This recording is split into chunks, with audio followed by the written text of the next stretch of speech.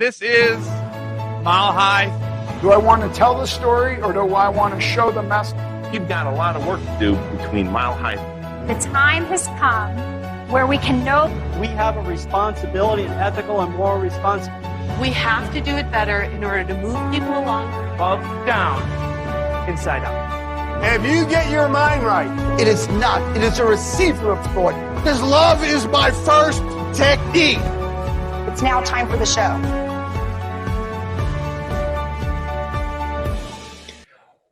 Welcome to the Mile High Podcast. This is your host, Dr. Daniel Knowles. Thank you for joining us from whatever altitude you are at. We are at 5,280 feet, actually a little bit above that in Boulder, Colorado, in the Mile High State, which we anticipate you will prioritize to be at in September of 2024. RiseUpToMileHigh.com is when you can get where you can get the 411.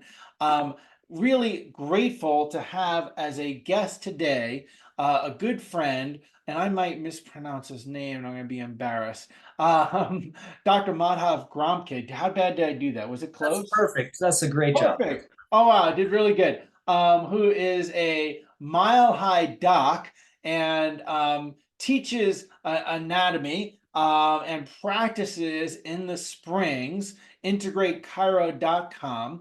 And we're going to have a great conversation with him about the spine and nerve system.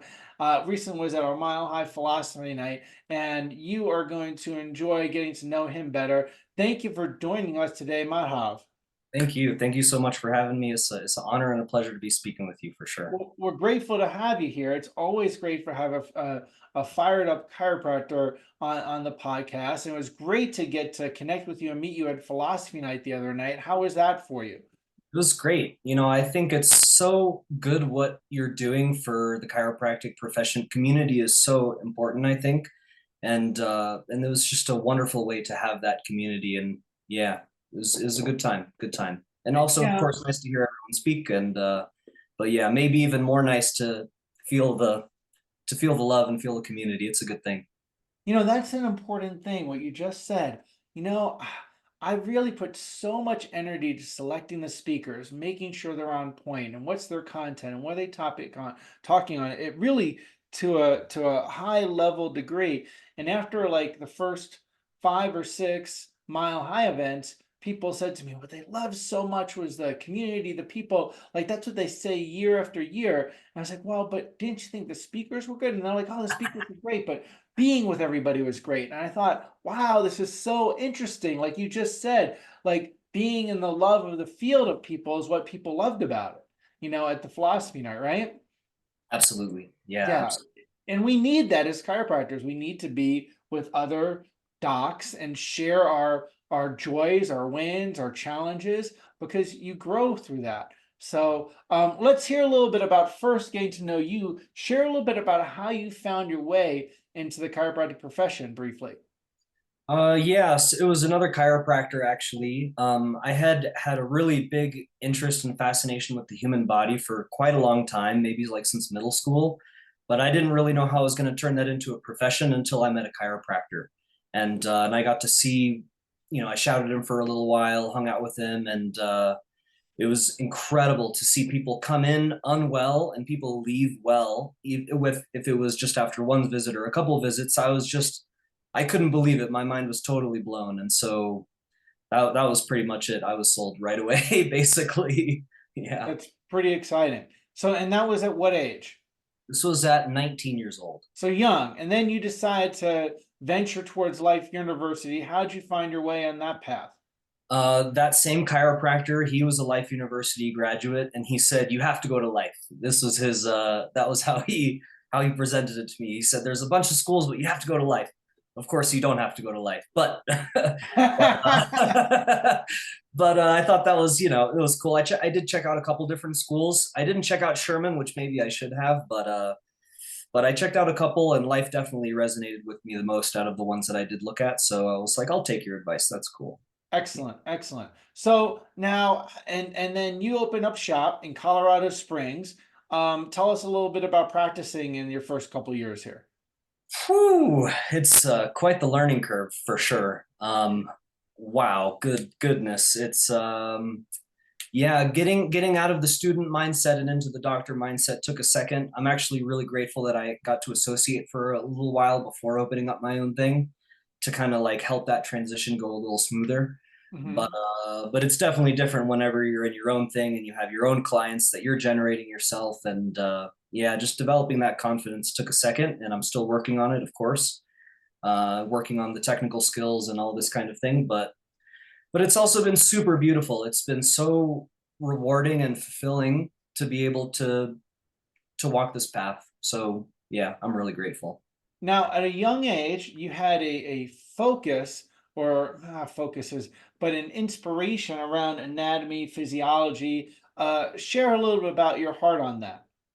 Yeah. So it first started with bodybuilding, actually, nutrition and bodybuilding. And the thing I think that fascinated me, other than the fact that I'm like 15 or 16 and full of testosterone and like, let's lift some weights and get big, But I think even deeper than that, it was the amazement that we can modify our bodies, and like we can have Ah, influence on our bodies, and we can change things, and we can improve things, and we can just the plasticity and the flexibility of our bodies to change was just incredible to me. I couldn't get over how amazing that was, and I would watch the Mr. Olympia competitions and see how, wow, just these little details, and that's what makes the difference. And so that's how it started, but I don't have the biceps to compete.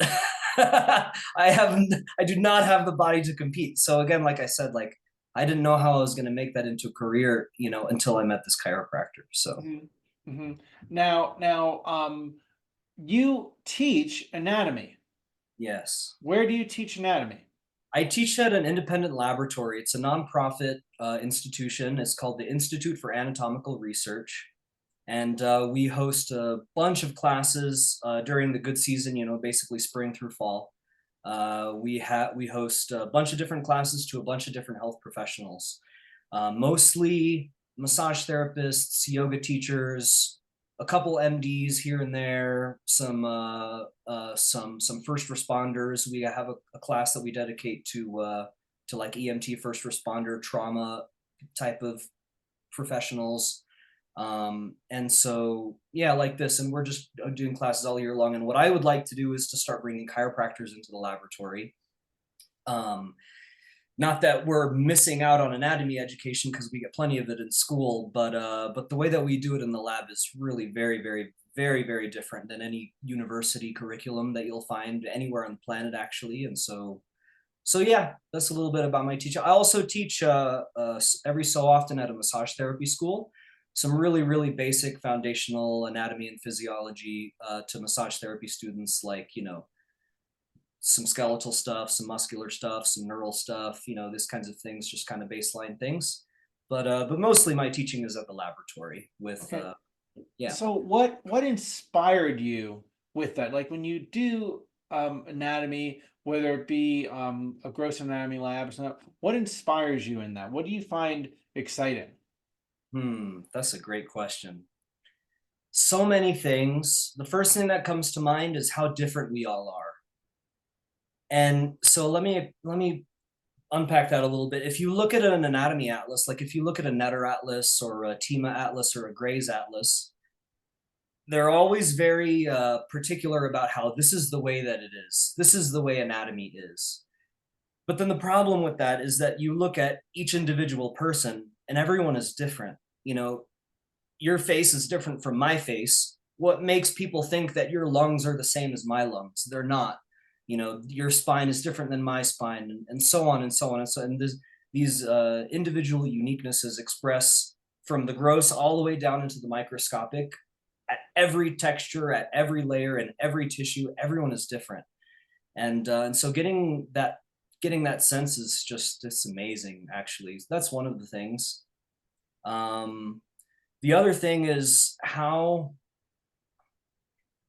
Another thing that comes to mind is how, because if so when I'm working with the dead, of course, and so there's when their body, when they passed away, obviously there's some kind of illness that caused that to happen, right? Whether it's like a cardiovascular or a cancer or what have you.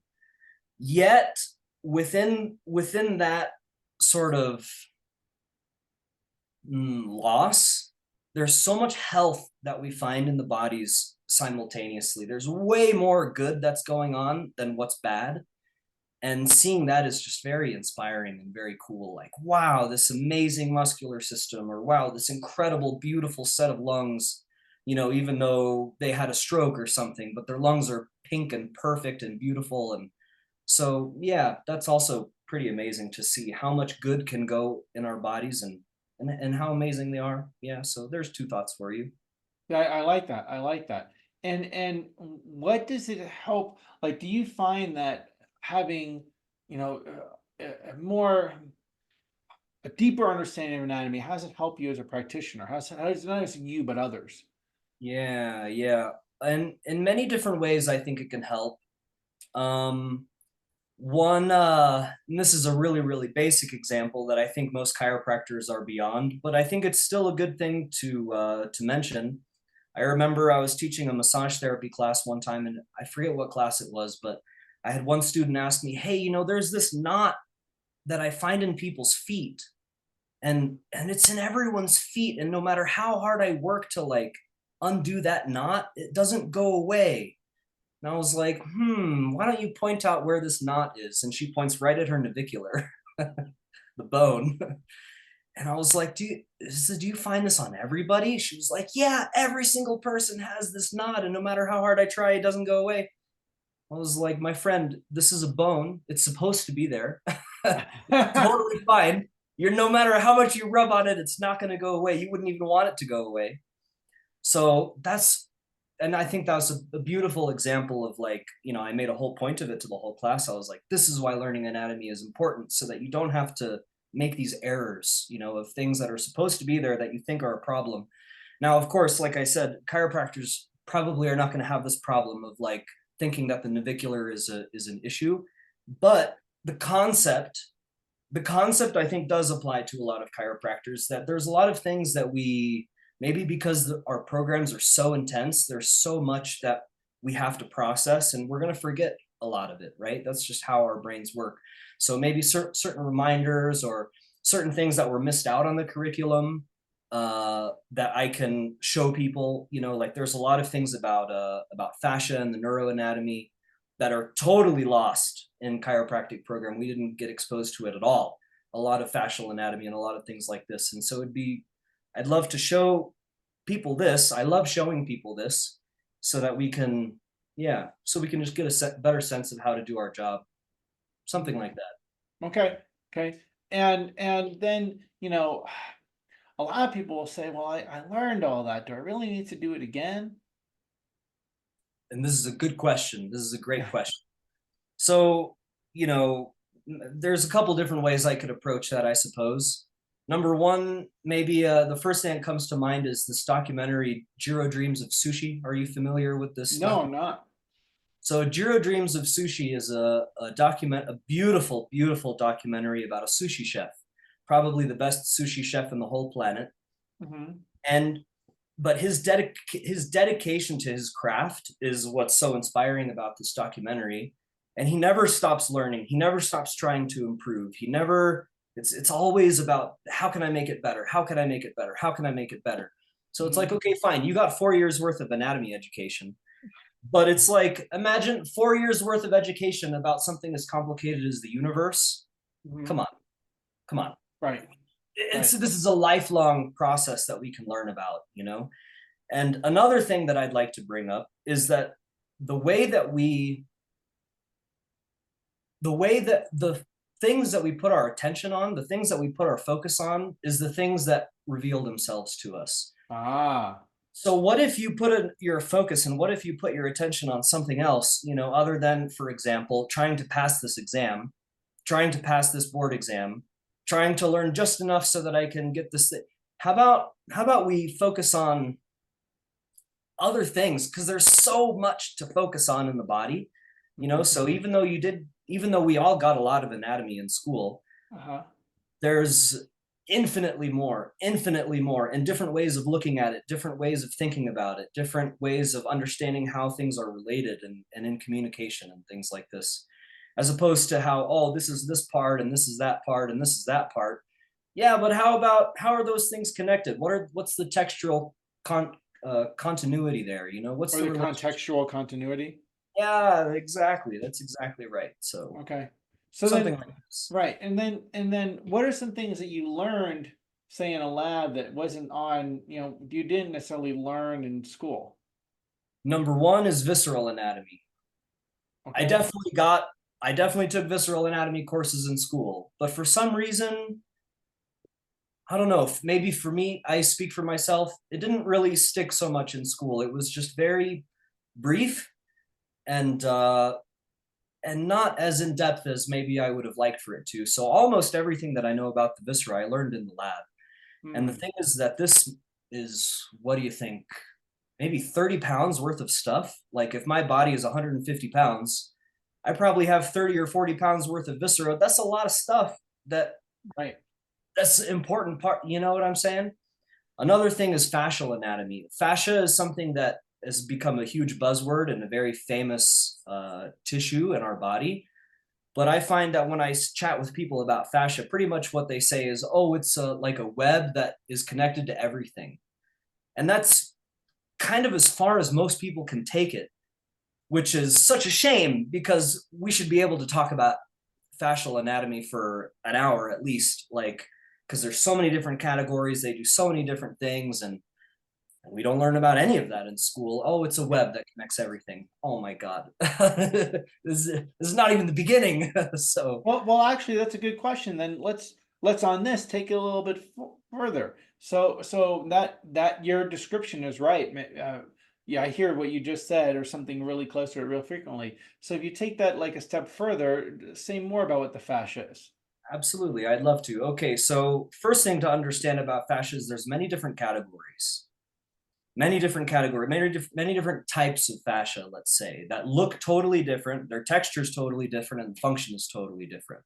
So whenever you say fascia, this is a very broad umbrella worth of a category that we can have many subcategories underneath it. So the first fascial layer that we encounter in our body, going from superficial to deep, the first one that we encounter, we call the superficial fascia. Okay. Superficial fascia. So some people like to call this the subcutaneous adipose. This is an AKA, but I personally like superficial fascia. It's a full body layer immediately underneath the skin. It's about maybe 2 millimeters down. It's so superficial is a great word. It's the superficial fascia. Um, Hormonal activity is very high here. Insulation, sensation, all of the sensory nerves are embedded within the superficial fascia. Hmm. It's a gold color, which I think is very beautiful. Actually, if you just go this far down, we're all golden, and I think that's so beautiful. Oh, I'm a white skinned, I'm a dark skinned, I'm a this skinned, I'm a that skinned. Nah, you just go this far down and you're gold. Everyone is gold, no matter what the skin color, and I just think that's beautiful. Wow. Another category of fascia is the deep fascia, and this is found underneath the superficial fascia. Uh-huh. And this looks totally different. It, instead of being like a fluffy yellow, it's like a thin, like a strapping tape sort of texture, very thin, silver, and it's encasing the muscle tissue. Okay. Wow. So the two have nothing to do with each other, you know, other than the fact that they both fit the category, the definition of fascia. By the way, maybe I should have started with this actually. The definition of fascia is two. Number one, it can be cut into a sheet. It can be cut into a membrane, into a sheet. And number two is it wraps other tissues. These are the two definitions of what fascia is. It has to be able to be cut into a layer, cut into a sheet, and it has to be wrapping something else. Wow. So within that, there's a lot of different ways that can be arranged, right? So there's more, but I know we don't have tons of time. I could go into this for a while, but there's a little bit of a teaser for you. There's two different categories of fascia for you, the superficial and the deep fascia. And now maybe this is beyond anatomy, maybe not. What communication happens through the fascia? This is a great question. Great question. Actually, there's been some really awesome research papers coming out very recently that say that the fascia is the highest it's the tissue that is innervated the highest, meaning like That's there's the interesting. most amount of innervation in the deep fascia as there is in any other tissue in the human body. So communication through the fascia is high level communication happens within this. And this is definitely due to neural activity. The sensory nerves, the proprioceptive nerves that are embedded within the fascial systems are intense and thorough. And then also my mentor, he might say something like, yes, the neural communication is happening there, but also it's a tensional communication that might not have so much to do with actual nervous tissue, but more to do with, like textural and tensional relationships. And that's another way of communicating. So this is kind of like an intuition that he has. But for sure, as far as like hard research, it's an amazing amount of innervation that happens within the fascial systems. That's interesting. So now let's bring back to chiropractic, which obviously is connected to anatomy. But we bring back to chiropractic. What can you say about that and the chiropractic adjustment? Yeah, wow. What can we say? We can say a lot, I suppose, can't we? I mean, the adjustment is for me at least, and I think maybe for you too. For me, the adjustment is a lot less about putting something that's out of place back into place, and a lot more about let's reintroduce you to yourself. Let's connect you deeper to yourself. Let's like bring awareness of yourself into this area of your body that you might have put to sleep a little bit due to maybe some emotional distancing from a certain part of your body, or maybe this discomfort or whatever. So to answer your question, I think the adjustment having an impact on the communication system within our bodies, mostly neural, is the whole point. That's the whole point of it, is to facilitate communication of brain to body, right? So since the fascial system is such an important part of this communication pathway, there you go. Well, because if you're talking about fascia and surface and neural connections, there's an aspect of, or just it asks the question is, even touching the body creates some communication, as compared to applying a force that has to have the intention of moving the bone. Even just touching creates some communication that's going on, though we may or may not be able to verbalize to what degree, us right now, that's going on. Yeah, I think that's well said. Okay. So then if we go a little bit further, and again, hopefully this inspires people to ask different questions and to be, more and more curious about the body. So now we talked about the fascia. What are things about learning from a fixed embalmed body versus an unfixed, unembalmed body? Oh, that's a fun question. Yeah. I love learning from both. I love studying both. I have heard many people say one is better than the other, and I think this is a terrible way to put it, to be honest. I think this is a naive way to think about it, because they're both really, really helpful. They're just very different from each other. So let me explain the difference. Whenever you embalm a body, or whenever you fix a body, everything becomes fixed. Fixed is just such a great word. Everything becomes fixed in space. And so whenever you go to do your dissection on it, everything holds its shape and everything holds its position. So you can study how one thing is related to something else, because it's all still, it's all holding its place. And that's a really helpful thing whenever you're trying to learn about relational anatomy, is to have it all stay where it is. It's easier to dissect technically, like as far as the actual technical work of doing a dissection, it's much easier. So if someone who is wanting to have a first experience in the laboratory, I highly recommend doing a fixed first, because it's a lot easier to do and you can see things a lot more clearly. Now, the thing that's missed out in the fixed form is movement potential. Because it's all fixed, it doesn't move. So a big part of our job as body workers is movement, right? That's kind of the whole point of the adjustment, is movement.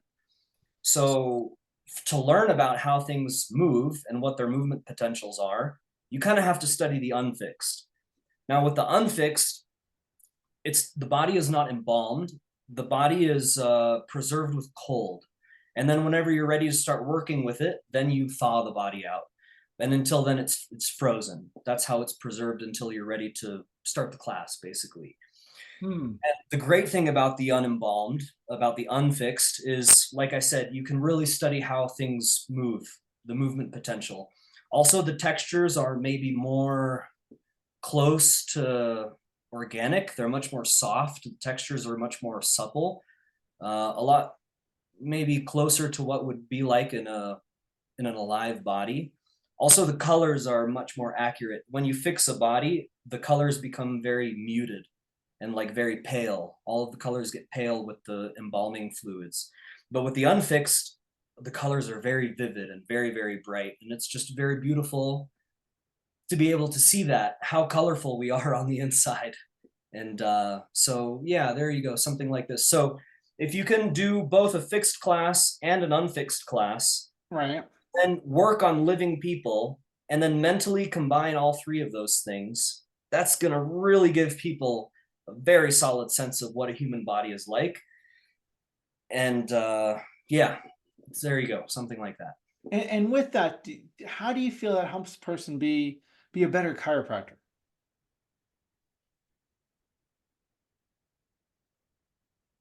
I think being more informed is better than being less informed. Hmm. You know, like we don't need to be experts in anatomy in order to be a good chiropractor. Definitely not. Definitely not. I know a lot of chiropractors that are very, very skilled that know very little anatomy. They know just enough in order to be a good adjuster. You know what I mean? Mm-hmm. But I'm a fan of learning more. I'm a fan of getting to know the system better. You know, like Mm-hmm. if there's things that you can learn that could make you smarter, that could make you better informed, then why wouldn't you? You know, you Right. can yeah, something like that. And another thing that comes to mind is idealizations. It Working in the lab will rip those idealizations apart, because if you look in a textbook and the textbook says this is absolutely how it has to be, this is how it is, and this is the gold standard, and anything outside of this is abnormal, but then you see in the lab all kinds of crazy variations, it gives you a bigger sense of appreciation of what is okay. You know, it gives you a good range of what's okay and what's not okay, and as opposed to a textbook that says it has to be this exact particular way, when for sure it doesn't, because everyone's different. Right. Right. Right. That's all really fascinating. Now your classes, how do people enroll in those? Yeah, so on my website I have a little education tab, and people can sign up there. Okay. And are these only live or virtual also? Only live. Only live. So you got to be in Colorado Springs. That's right. You have to come to Colorado Springs if you'd like to take a class. Now, for people who can't afford it, or people who can't make the trip out, I totally understand. My mentor has a website. His name is Gil Headley, and he has amassed an incredible, impressive online library of video. And actually, I have shot myself a lot of that video, maybe about half of the video that he has on his website. I was behind the camera, so that's Oh, kind of fun. really? Yep, yep. So for people who would like to have an online virtual experience, I'll refer them to gilheadley.com.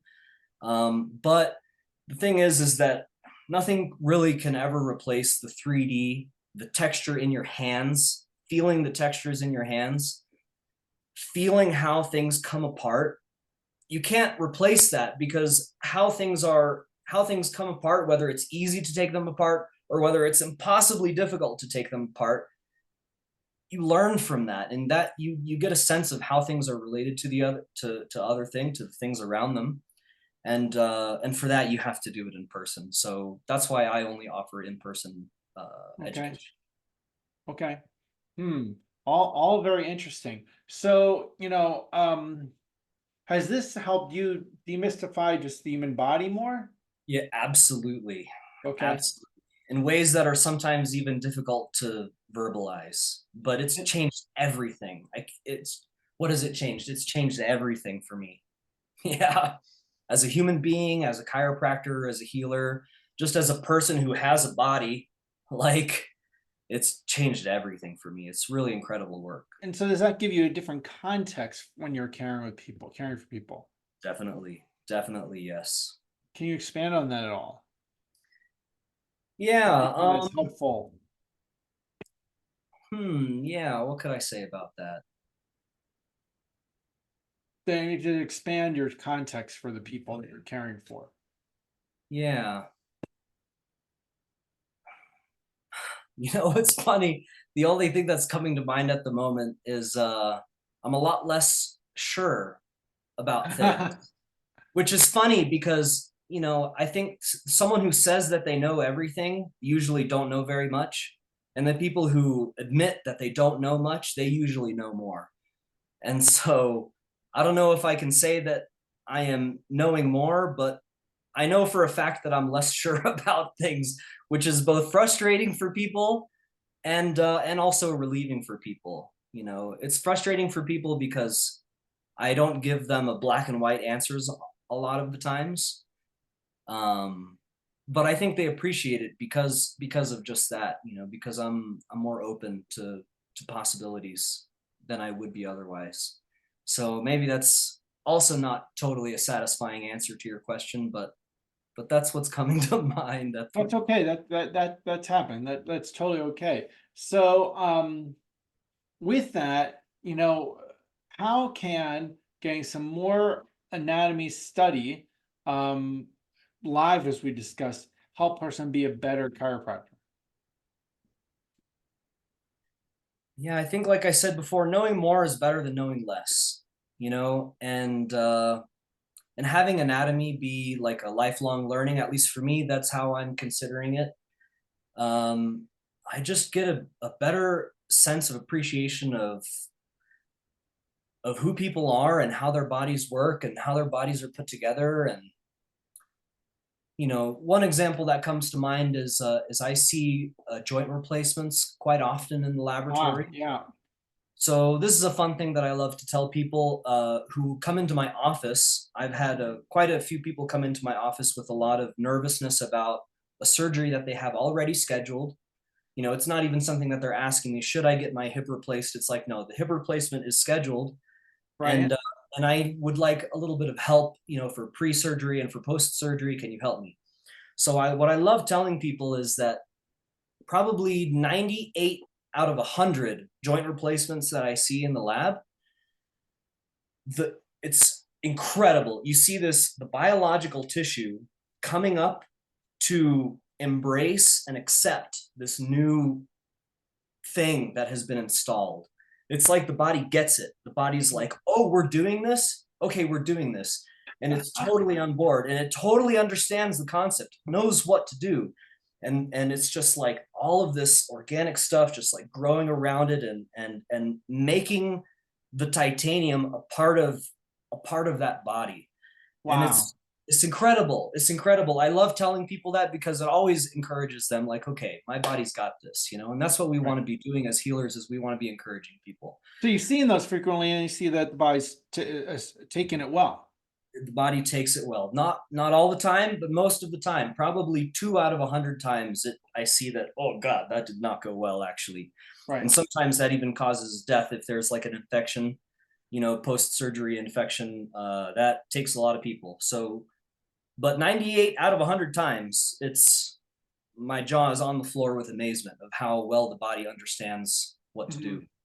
Well, and that's also still a huge testament to an ape.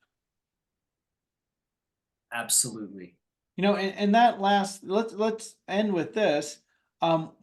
Just with, since I use the I word, innate intelligence, is studying anatomy giving you even greater appreciation of an ape?